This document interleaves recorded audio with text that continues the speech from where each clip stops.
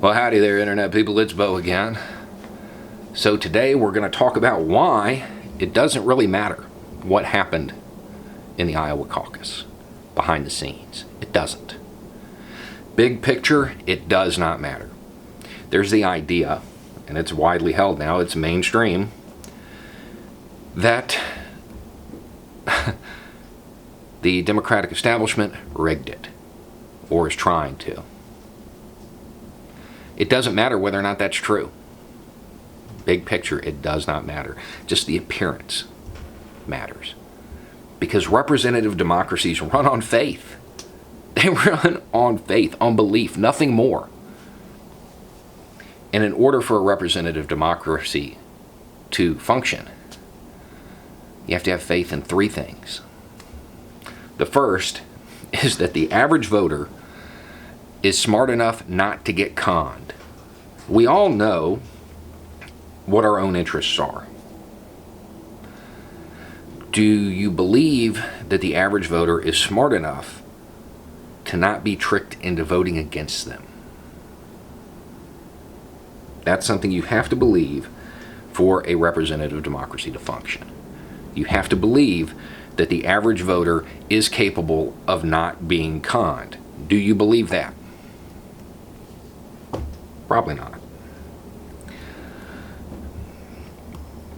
The next thing is that you have to believe that when the elected person gets to wherever they're going, whether it be the state capitol or D.C., that they're actually going to represent the interests of those people who elected them. That they're not going to be bought off by campaign contributions, large corporations, promises of jobs afterward, party apparatus. That they're not going to do that, that they're actually going to represent the best interest of the people. Do you believe that? Probably not, because there's not a lot of evidence to suggest that it's true. And what's the third thing? That your vote matters.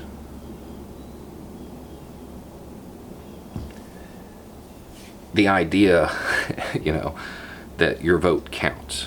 And it's not who counts the votes that's really important. Without those three things, the whole system falls apart. And when you have an incident like what happened in Iowa that casts doubt on that, when it's literally the only leg that is still kind of standing, it undermines the entire idea of representative democracy.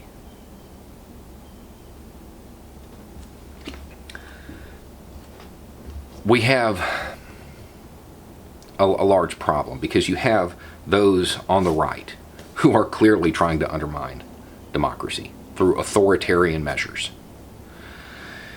And then you have those in the Democratic Party who, maybe it's unintentionally, maybe they're just incompetent, maybe they don't understand the stakes, maybe they're just as corrupt. And they're undermining democracy. This idea, this representative democracy, this American experiment, it's failing. It's failing. Because you don't believe the average voter is educated enough to not get tricked into voting against their own interests. You probably don't. And if you do believe that, odds are you can be tricked into voting against your own interests. You don't believe that politicians, when they get up there, actually represent you and can't be bought off. I can name just a couple out of the hundreds up there that I believe have any kind of integrity or loyalty to those people who elected them. And now, we're not even sure if the vote matters. There was that study. The U.S. isn't a democracy, it's an oligarchy.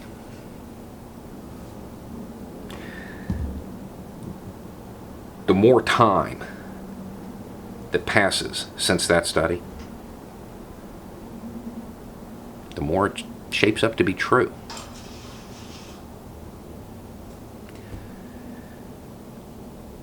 People talk about revolution and reform.